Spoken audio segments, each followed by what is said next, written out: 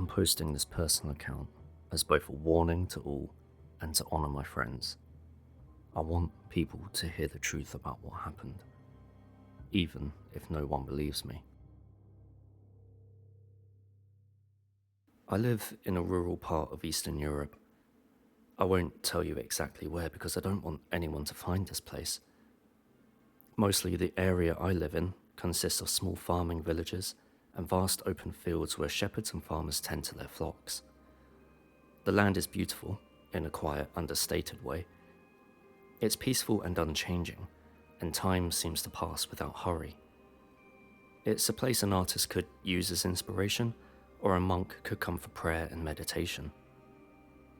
But to people like my friends and I, it is supremely dull. If you've seen one farm, you've seen them all.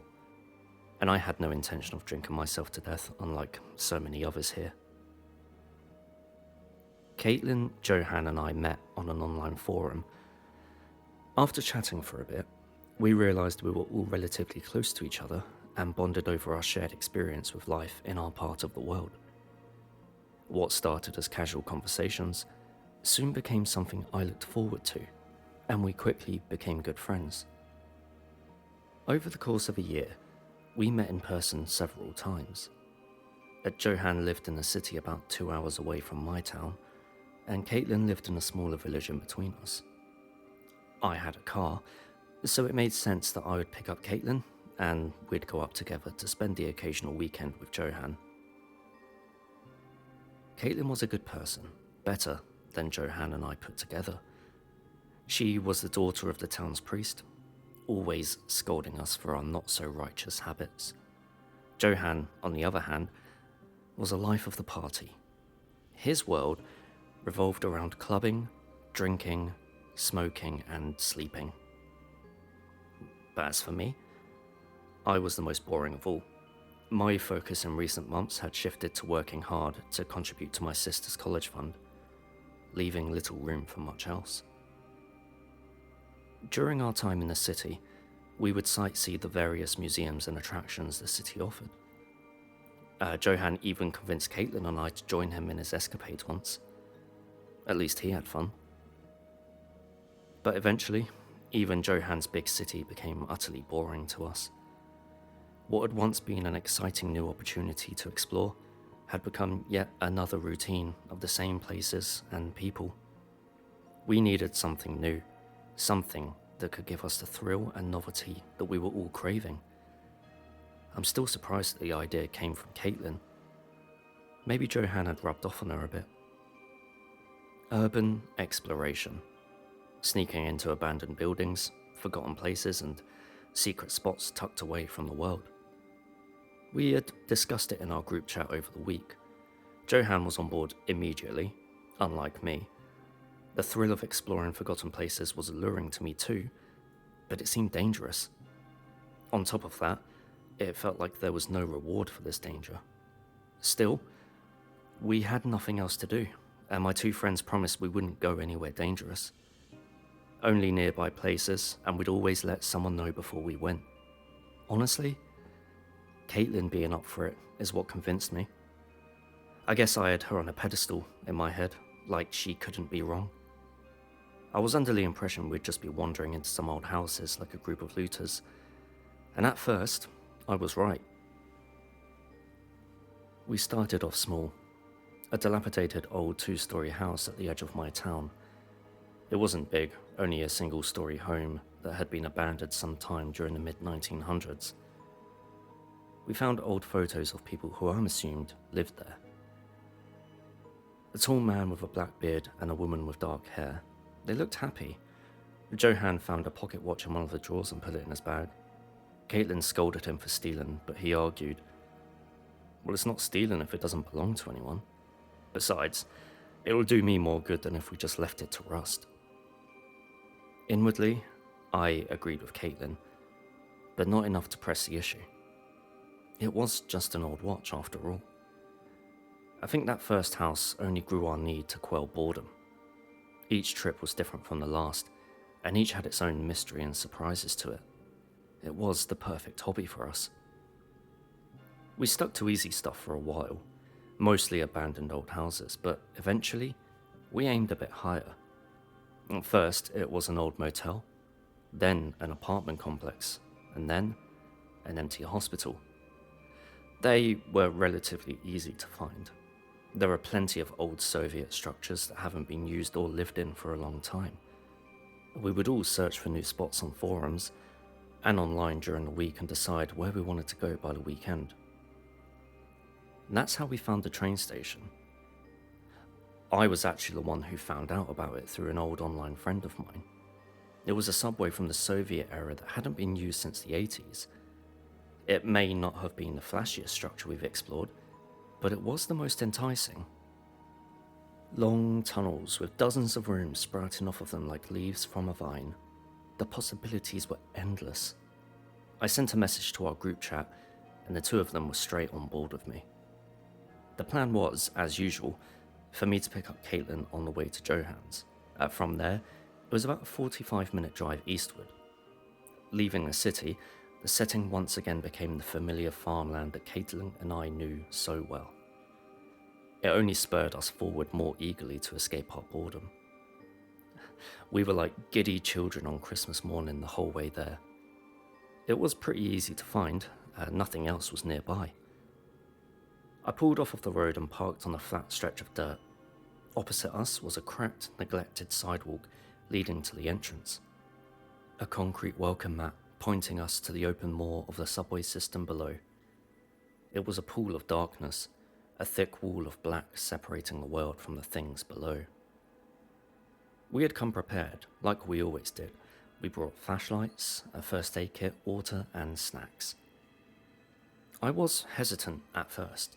The dark passage seemed ominous, almost threatening, for a reason I couldn't quite explain. My friends didn't seem to share my anxieties, and they eagerly went down the stairs together. I didn't want to spoil the fun with my nerves, so I followed suit. My fingers trailed along the walls of old, dusty tile and brick until they opened up to reveal a massive cavern at the bottom of the steps. The station stretched before me, a long, empty chamber split down the middle by the tracks where trains once ran. Platforms flanked either side, their edges lined with towering support pillars that cast long shadows from our flashlights. Broken light fixtures dangled from the ceiling, and the sound of dripping water echoed throughout the room from multiple places. Exciting as it was, we didn't find anything that we didn't expect. Caitlin and I each studied the walls of the room, reading over the graffiti that decorated them, and Jonah was walking along the tracks. It was a strange sight, something I had only ever seen in movies. Moss and roots were creeping into the station from above, like skin regrowing over a wound, reclaiming the space 1 centimeter at a time. Our exploration of the main room didn't yield much, just a few waterlogged books, some decaying papers, and a couple of rotten wooden benches. I could feel the weight of disappointment on my friends, and honestly, I felt it too. After all the planning and anticipation, we had found nothing but moss and old debris. And that's when I spoke up. Well, this is just the main room. There's still more. Remember the pictures in the forum? The tracks could go on for miles. We've only seen a fraction of it. I wanted to lift their spirits, to keep the sense of excitement alive so that we hadn't wasted a weekend. Johan didn't seem to hear me at first, lost in his thoughts. But after a long moment, he glanced back, his eyes glimmering with that familiar spark. Yeah, you're right. Let's see what else is down here.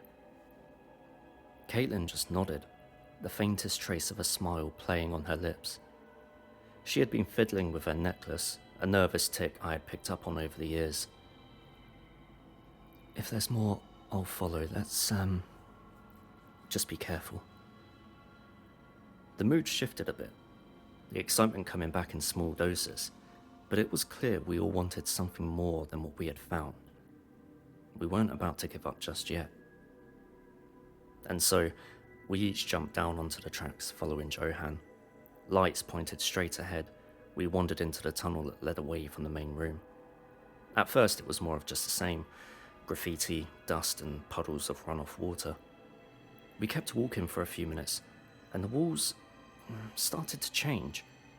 The graffiti grew sparse, as if the artist had stopped midway or simply didn't bother to go further in. Eventually, it stopped altogether, leaving only bare stone and rusted pipes. Caitlin let out a short yelp as her foot stepped onto something with a crunch. We shined our lights at her foot. She had stepped on a bone. We all laughed in relief. It was only a dead rat. But by her foot, I noticed something else gleaming in the beam of our flashlights. I picked it up off the ground. It was a ring, old and caked in grime, but unmistakably made of gold. "Hey, check this out," I called out, trying to keep my voice steady. Johan snatched it from my fingers and held it up to his eyes. "Look at it, it's gold." Caitlin now wore a wide grin. She spoke up. "Maybe someone dropped it during the last days of the subway. Or maybe it's from someone important, like a soldier or an official." "How much do you think it's worth?" I asked, admittedly with a hint of greed in my voice. Johan answered, rolling the ring between his fingers. "At least a couple hundred. Maybe more. Who knows?" Caitlin chimed in gingerly. "Maybe we could return it to someone? If it's a wedding ring, I'm sure someone is missing it." Johan scoffed with a dismissive tone. "Return it? Seriously? It's probably been down here for years. If anyone's looking for it, they either died of old age or gave up by now." Caitlin hesitated before speaking her mind, as if she felt foolish for her suggestion. "I don't know, it just doesn't feel right, Like, it's got history. Someone cared about it." Joanne shrugged. "Maybe. Or maybe it's just some old junk that got lost down here. Look, we don't even know whose it is, and besides, it's valuable.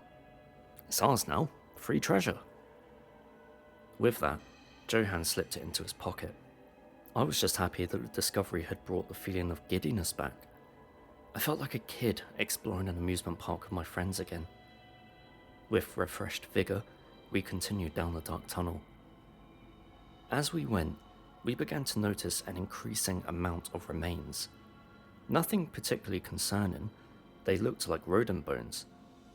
We figured that the subway was infested with rats, so it was normal to expect dead ones.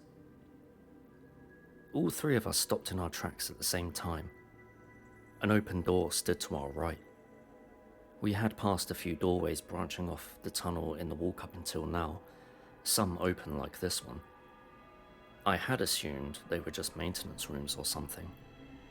What stopped us was the horrible stench of death and decay wafting from the other side. The darkness encircled by the doorway was so thick, I almost doubted our lights could cut through it. I'm not ashamed to admit I was afraid at this point. The entire setting had been creepy, and this smell was too much for just a few dead rodents. "We're not going in there, right?" I asked nervously. Johan backed me up, shaking his head. No way. Let's just keep on down the tunnel. There's a better chance to find stuff here anyway." But Caitlin stopped us. "Wait, listen." We did as she said, and my ears perked up as a subtle breeze hit me from the door. I could barely hear it. It was so faint I thought I was imagining it. Then I caught it, a quiet mumbling coming from the thick veil of darkness. Johan's face had become pale. Apparently, he had heard it too. We should leave," he urged, his voice shaky. Caitlin's resolve hardened. "They could be hurt. What if they need our help?" I stayed silent. I trusted Caitlin, but my gut was telling me not to set foot into that room. Seeing the uncertainty in our faces, Caitlin made a sudden decision. Without waiting for our agreement, she stepped into the darkness. Johan and I both let out a groan of frustration. She knew we would follow her in, and we did. Jog walking to catch up with her, we entered the room. It was another long hallway-esque room, though narrower and shorter than the one we had just left. Piles of bones littered the floor to the point where it was impossible to avoid stepping on them. I wasn't sure about these. They seemed bigger than the ones from earlier. I could recognize a few of them, mostly skulls of goats and other livestock. I wanted to argue with Caitlin, but I knew it was pointless. Once she had her mind set on something, it was impossible to convince her otherwise.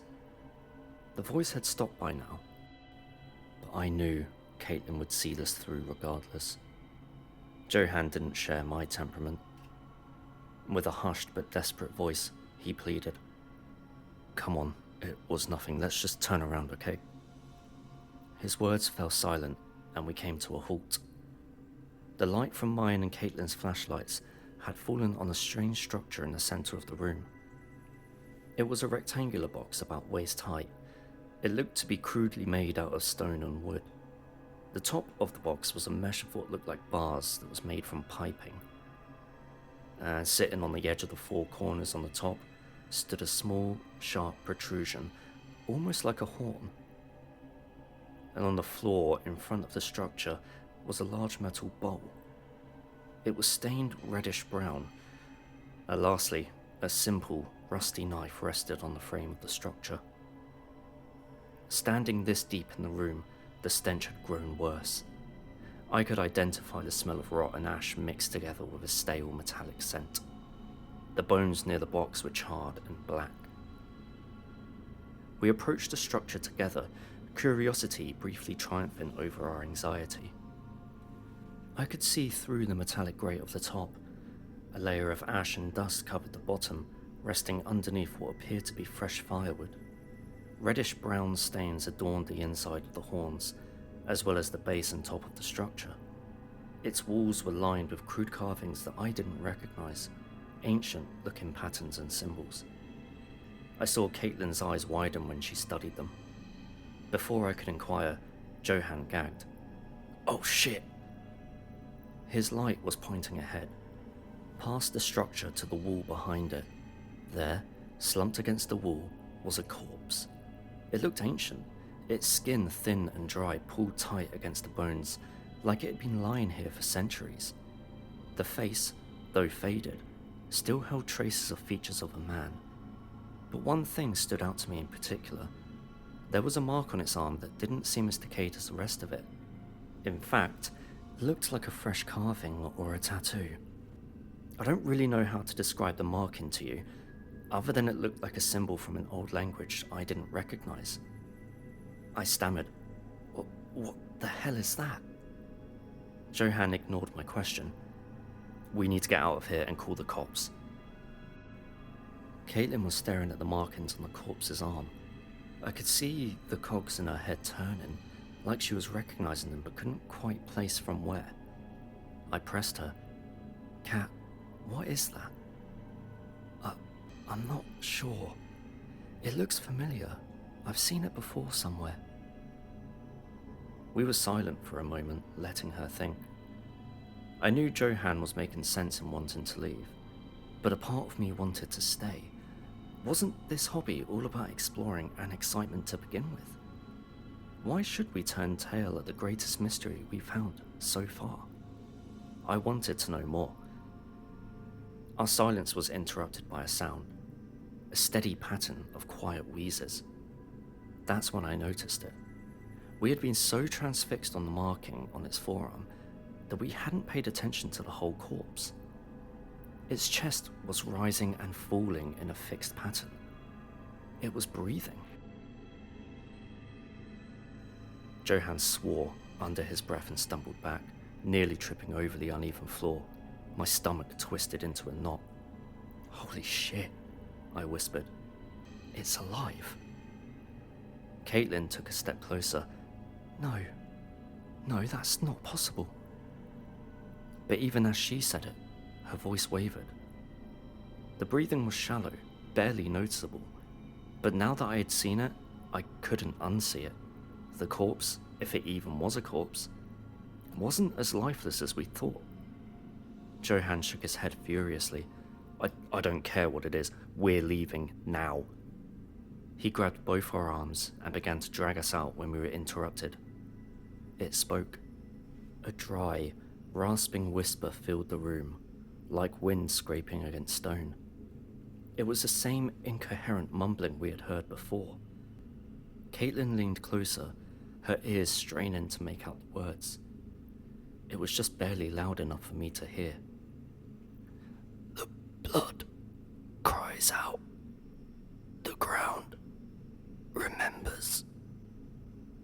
Caitlin went to the corpse and knelt beside it. We can help you. We can get you to a hospital. I admire her bravery. There are many compliments I would give her, but above all, she valued the lives of others above her own, even going so far as to risk herself for this withered thing we had stumbled across.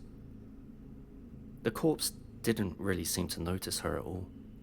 It continued on with its fervent whispers. Hidden from his presence, restless wanderer. The events that followed this point will be difficult for me to describe with complete accuracy. It happened quickly, and it is painful for me to remember, but I will do my best. I think what caused it was our lights. You see, Caitlin was leaning over in an attempt to help the man that we had just found. In doing so, her necklace had fallen out past the collar of her shirt and was dangling freely in the air. Johan and I were still shining our flashlights at it. This had caused the crucifix at the end of the necklace to shine, catching the attention of the corpse. I saw its eyes, shriveled like dried out grapes, shift to it. Its mumbling stopped, hushed by a sudden raspy inhale. It grabbed Caitlin by the hair, yanking her back as she screamed. Johan and I both rushed to help her, the light from our flashlights moving erratically in our panic. Johan grabbed it by its shoulders in an attempt to pull it off of Caitlin. In one swift motion, it snatched something from the ground, a sharp bone or maybe an old knife, and drove it deep into his thigh. He let out a strangled cry of pain. It stood up from the wall with snapping limbs and cracking bones, its grip on Caitlin still like iron. One swing of its shriveled arms sent him to his back. He hit the ground with a hard thud and didn't get back up. I tried to help Caitlin too. Copying its idea, I grabbed a rib bone from the floor and planted it firmly into its side. The bone pierced the corpse's rotted flesh with a sound like stabbing a canvas, but it didn't do so much as flinch. I hadn't seen the stone in its hand.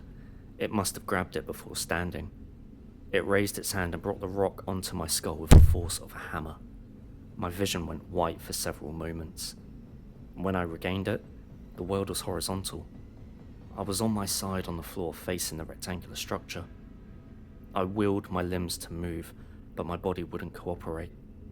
I was concussed and dazed. The corpse dragged Caitlin, kicking and fighting, to the structure, where it forced her to her knees. It rested its palm on her head and shut its withered eyes. Caitlin's eyes widened in what looked to me like both realization and horror. She pleaded with it. No, you can't. It won't work. But her begging was cut short.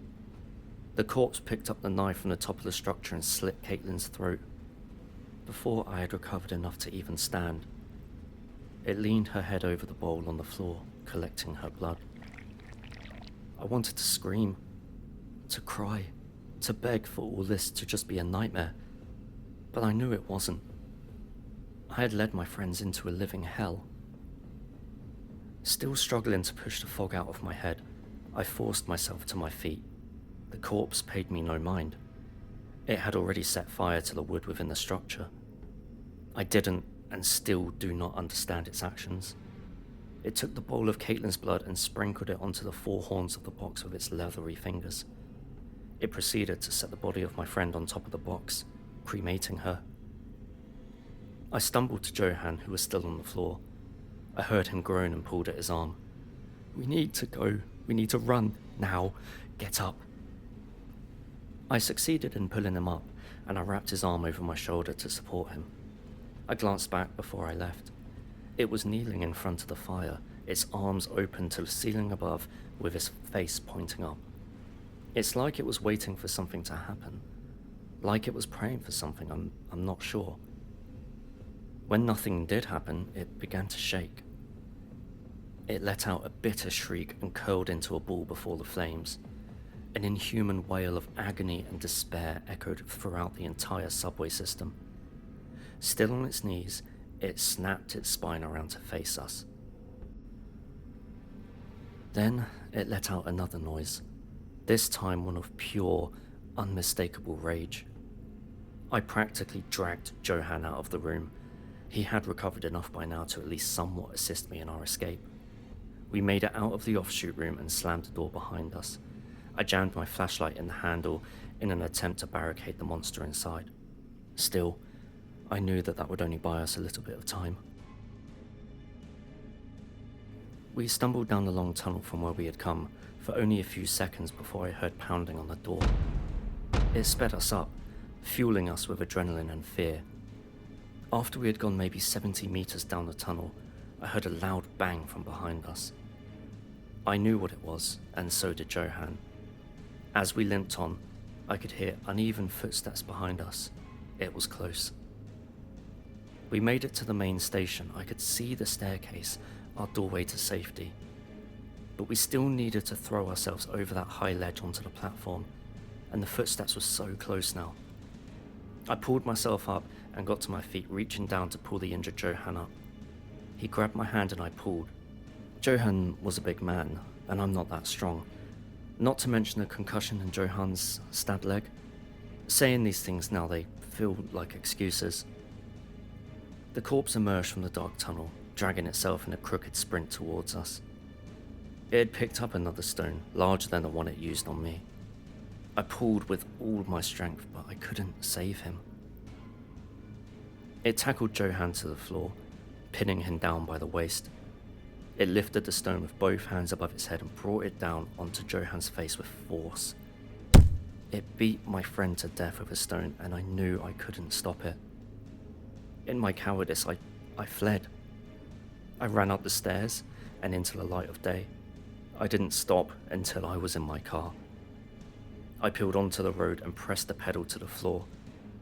In my rearview mirror, I saw the corpse run out of the subway after me. It was covered in blood, the blood of my friends. As it shrunk in the mirror behind me, I could hear one last wail of anger and sorrow.